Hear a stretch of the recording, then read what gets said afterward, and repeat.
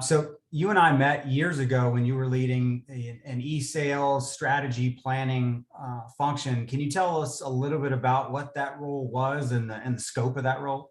Certainly. So yes, you and I met at Newell Brands, and it was going through quite a transformational period at the time.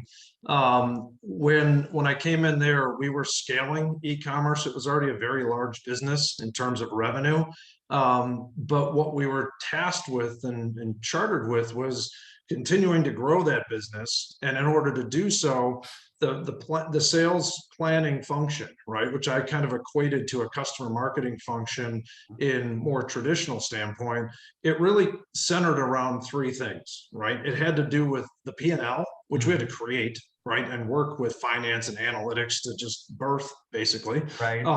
It had to do with creating a planning, right? So how are we actually going to plan this business? Again, you go into annual plans in a new department, in a new company. People might just look around and just kind of do whatever they think they should do, but we had to organize that and drive it across the portfolio. And then that inevitably led to a big piece of the puzzle, which was assortment optimization, right? Or just assortment curation. And once we started to understand what we had, then we could get at answering the questions of what should we grow, where should we grow it.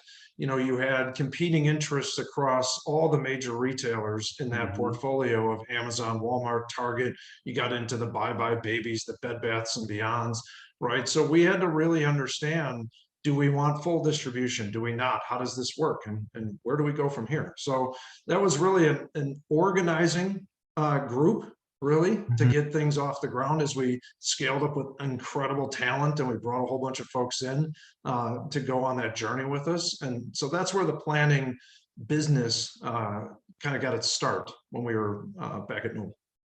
I love that. I think one of the interesting points, we had Mark Tarchetti on maybe a month or so ago, and I think one of the famous lines that he's given us all over the years is, e-commerce is a P&L, it's not a project. And I think we were probably 3 to 4 years ahead of the rest of the curve.